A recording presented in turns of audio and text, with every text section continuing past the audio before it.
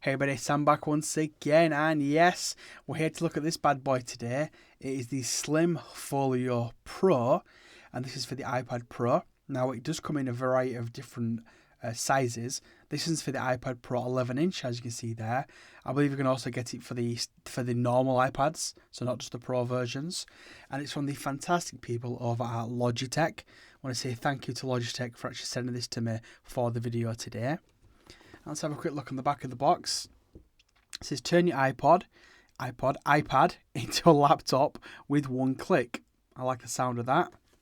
Sketch, write or browse comfortably. Read anywhere. Now I'll come to that in a moment or two. Just kind of got it backwards. Yeah, I'll show you what I think of that. Bluetooth low energy technology. Cool. Adjustable backlight keys. We like to see that. We've got iOS shortcuts. A 3-month rechargeable battery, and the home for the Apple Pencil 2, the second generation, and other digital pencils. Sounds pretty fantastic to me. So let's see what we get inside the box, shall we? As you can see here, it looks like that's the colour of it as well. So let's just open her up. Now I have had this out already. This is actually the second, maybe third time I'm shooting this video. I've had a lot of audio problems recently. So here it is, and this material feels so, it's like very rubberized but not sticky. It's a really nice kind of material to actually touch. One thing though is it does pick up marks and scuffs pretty easy. Now they do wipe away for the most part, but you probably see that one there. That's just kind of like just knocking it. You get like little marks on there. That's the only downside of it. And you're also going to get how to actually pair it. I can probably see that there. It's very straightforward. Basically, just go to the Bluetooth on your device. It'll pop up, Bob's your uncle, unless it's your cousin. And then you've got your warranty information as well. So that's pretty much it. So let's just stick this box off to the side really quickly. Let's bring in the star of the show. So you can see here, it's got the Logitech branding, the Logi branding. I do like this new branding they've kind of gone for.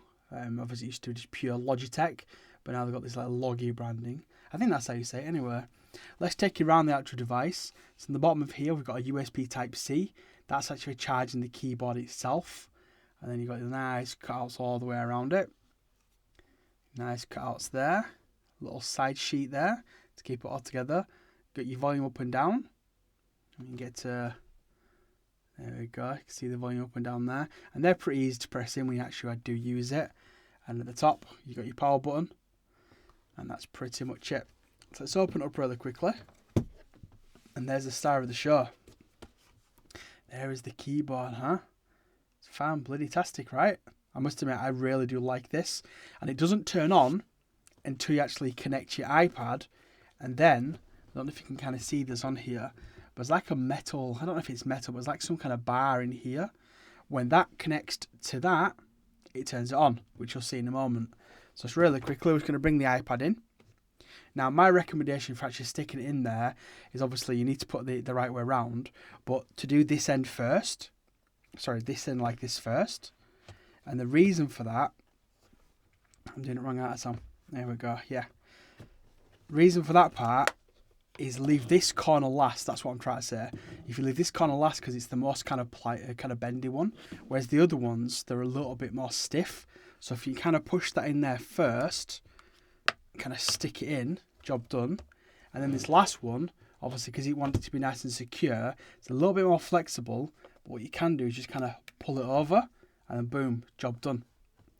Just kind of show you the button there at the top. Press it in. Now at the moment, it's turned off. So what happens is as soon as this connects, look here for this little light, you should notice that it'll actually turn white. Boom, it's actually turned green, sorry, so it's actually turned itself on. Just flip this out of the way, job done, and now it's white on there. So if I actually log into my iPad really quickly, go to my settings, go to Bluetooth, as you can see mine's already connected. So what we're going to do, actually we're going to disconnect it, and we'll see if we can show you the actual setup procedure.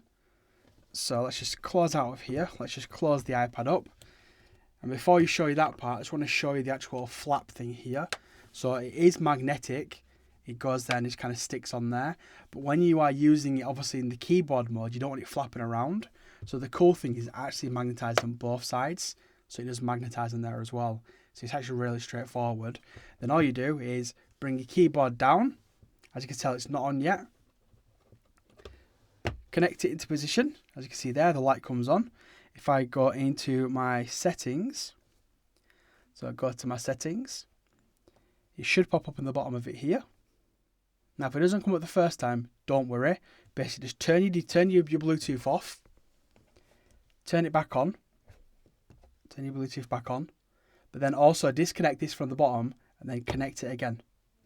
As you can see here, it's popped up right at the bottom here now. Hopefully you can see that. So if I now tap that, it should show me on screen. Do you want to connect to this? Now, I did have a couple of issues when I first got it. It did take 2 or 3 attempts to actually connect to it. So as you can see there, I am actually getting that same error. So it does say pairing unsuccessful. So what we'll actually try it again. So tap it again. So again, unfortunately, we're getting that same error. So we're going to try it one more time.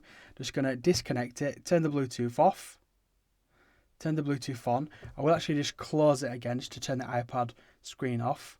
Connect it again. Get into my device. Connect it to here. This turns on. It pops up there. Tap it. And the fingers crossed, it's now saying the actual request. So it would like to repair on the folio.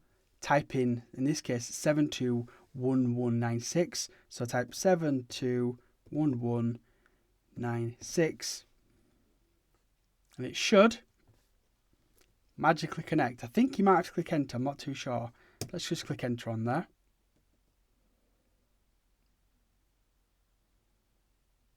And boom. As you can see now, we are connected. So as you saw, it did take a couple of attempts for it to actually connect to that, which I suppose I would like it to be one pair, like you tap it once it connects, but hey ho, it didn't work. But once you are finally connected, it works every single time. So like if I take it off there, it'll be not connected. Kind of show you. So you can see there, it's actually not connected. As soon as I kind of click it on there, like one, boom, like literally 2 seconds, we are now reconnected. Happy days, right? Huh? So what we'll actually do now is actually zoom in on the keyboard a little bit more. I'm just going to show you a bit more of this actual keyboard. Here we go, that's a good little angle there for us. So on here, we actually do have a couple of different kind of dedicated keys. So again, you got like this key here. This is your home key. So you probably just see there. See, we'll zoom out a tiny bit so you can see a bit of the screen, shall we? So if I could go back into there, if I click that, it goes straight back to the home screen, which is nice and dandy there for us. We've actually got the lighting. So you can probably see the lighting here.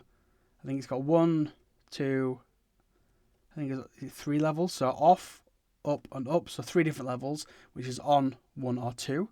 So you can turn it all the way off. You can have it on the first setting, which I don't know if you can really see that properly. It is actually lit up a little bit. Probably just see that little bit light in there. And it's on the fullest setting now. There you go. You can just see that there. Tell you what, I'll hold it like this. So that's the max setting. There's the medium setting, which they don't look much difference, to be honest with you. They do look awfully similar. But we'll go down again. So that max, medium, off. So medium, max. Probably see when it goes to max a little bit more. So again, off, medium, full. And I think it's a nice little feature that's got it in there. I mean, if I wanted to do it, it's not something I'm probably going to use on a regular basis, the actual lighting on there, unless I'm going to use it at night. But I couldn't see myself typing on this at night. I guess if you're on an aeroplane, this could be a fantastic idea for that, though. That actually would be a pretty good idea, to be fair. You then got some other dedicated keys, such as obviously your spotlight search. So basically, you tap it on there, come straight to your search. I believe if you actually, when you add in your search, if I can kind of show you, you see the keyboard was there. So the actual keyboard pops up. So when you tap on there, the keyboard's there. If you want to get rid of that keyboard, tap this, and the keyboard will actually then piddle off and go away for you. You then obviously got some dedicated media controls. You've got volume, you've got silence, you've got volume down, volume up. They work perfectly. You can then lock the device. If you tap that, it turns the screen off and actually locks it. So if I go back into my device now, I'm back in and unlock straight away. And obviously then you've got all your normal keys. So you've got your QWERTY keyboard, your 1 to your 0, your enter, your backspace. You've You got your little arrow keys, inverted T, you got your command buttons, your alt, your control. You actually change your keyboard as well. So when you are in something, let's say you got your keyboard up, you want to change that predictive keyboard, you can do. So an example, I can change to the default keyboard, I can go to Swift key, or I can actually go to my emojis, which I think is pretty cool. Or just basically tap that, get rid of it, tap that, keyboard goes away, and happy days, they can type away, all nice and dandly. In terms of the actual keyboard itself, in terms of the actual travel and feedback, it's actually not bad. I wasn't really, to be honest with you, I wasn't really expecting it to be fantastic because just how thin it actually is. But in terms of the actual travel, it's got pretty decent. I mean, it's no mechanical keyboard in terms of like a pure mechanical kind of feel, but it feels nice when you are typing on there. So it's a little bit smaller than a standard keyboard. Obviously, it's for an 11-inch iPad in this case, but I've not really found it hard to type. I have been able to type on it without many problems. The more I used it, the more I've kind of got used to it. The one thing I did find when I first started getting it is typing fast, and I was like, wow, it's a little bit too small. But again, over time, I've basically realised, look, I can actually get used to the size of it.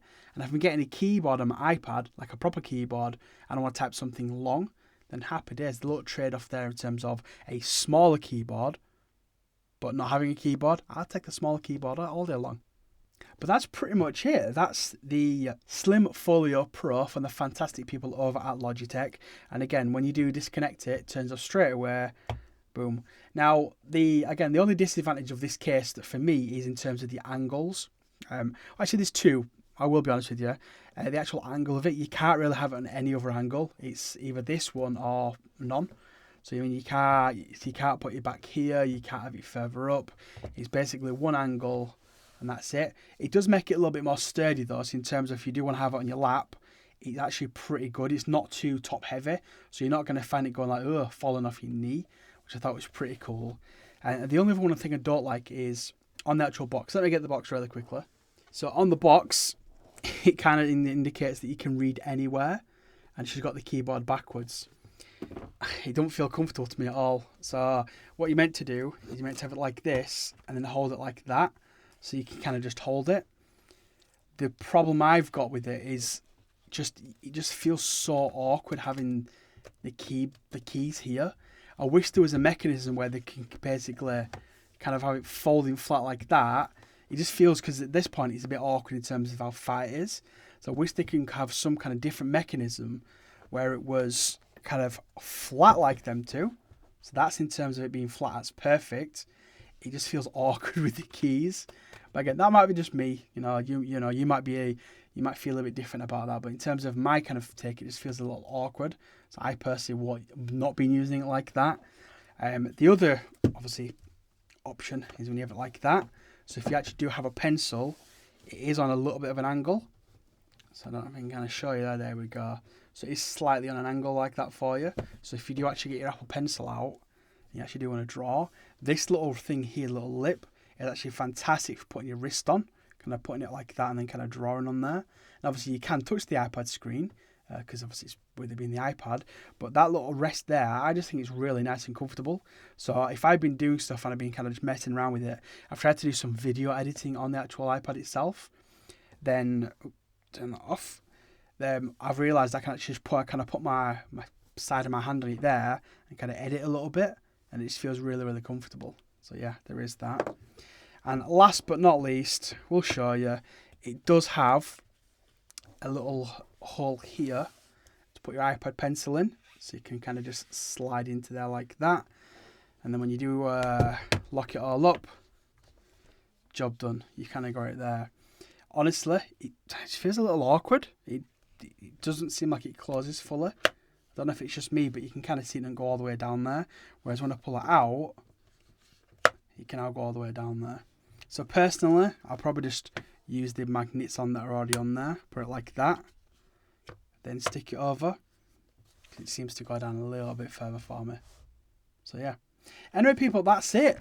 That is the Slim Folio Pro for the iPad. This is for the iPad 11 Pro. iPad Pro 11-inch, but again, there are different variations, and it's from the fantastic people at Logitech. If you've got any questions with regards to it or anything else, you know what to do by now. You can hit me up in a comment down below. Don't forget to smash that like button, it is very much appreciated. And go on, it's completely free. And go on, subscribe. You know you want to. Anyway, thanks for watching, and you'll hopefully see me, maybe not ramble as much, in my next video. Cheers everyone.